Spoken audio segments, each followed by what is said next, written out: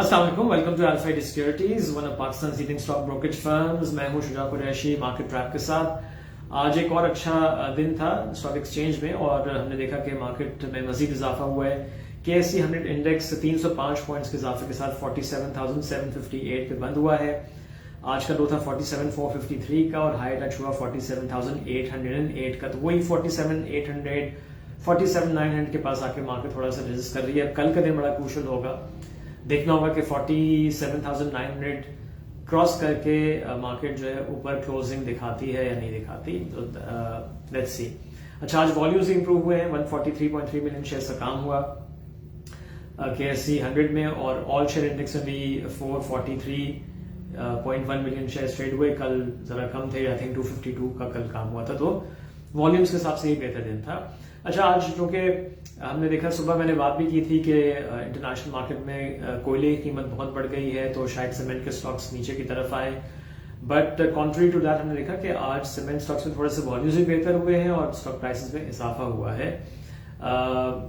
सारों की नहीं, आई थिंक अटक सीमेंट से नीचे बंद हुआ है, but barring that I think और लकी भी नीचे बंद हुआ है, बट DG मेपल में हमने थोड़े गेंस देखे हैं। वॉल्यूम्स पे भी इतने ज्यादा नहीं है जितने के होने चाहिए, but still with that news I think sentiment overall जरा प्लस था, पॉजिटिव था कल की तेजी के बाद।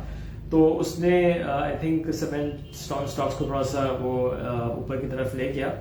अदरवाइज वो कोयले की कीमत जितनी बढ़ गई है तो वो ऑफकोर्स इतनी अच्छी खबर नहीं है। लेकिन आई थिंक इसको काउंटर भी किया है मार्केट ने, इन्वेस्टर्स ने, इस बहस के साथ कि अब चूंकि प्राइसेस इतनी बढ़ गई हैं कोयले की, तो अब तो इट इज इनएविटेबल कि सीमेंट की कीमत बढ़ेगी।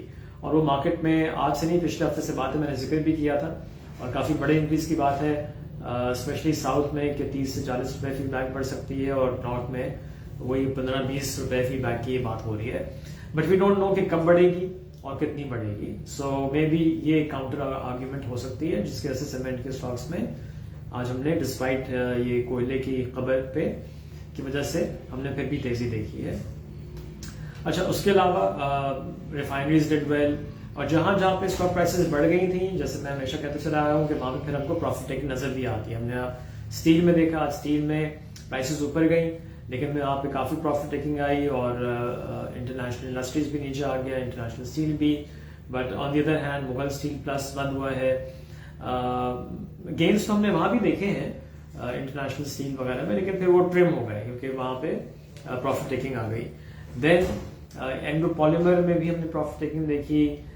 सो काफी स्टॉक्स थे जिनमें हमको साथ साथ प्रॉफिट टेकिंग नजर आ रही है, जो मार्केट में पहले बढ़ गए थे और जो पीछे रह गए थे वो कैचअप करते हुए नजर आए। आज GL में टुवर्ड्स द एंड ऊपर का लॉट लगा, GL काफी बुलिश हो गया था। ट्रीट में हमने अच्छा इंक्रीज देखा है। टेलीकार्ड अपने अपर लॉट पे बंद हुआ। Refineries did really well today, specially अटक रिफाइनरी, नेशनल रिफाइनरी। अटक और नेशनल दोनों की बोर्ड मीटिंग की डेट अनाउंस हो गई है, 11 अगस्त को बोर्ड मीटिंग होगी।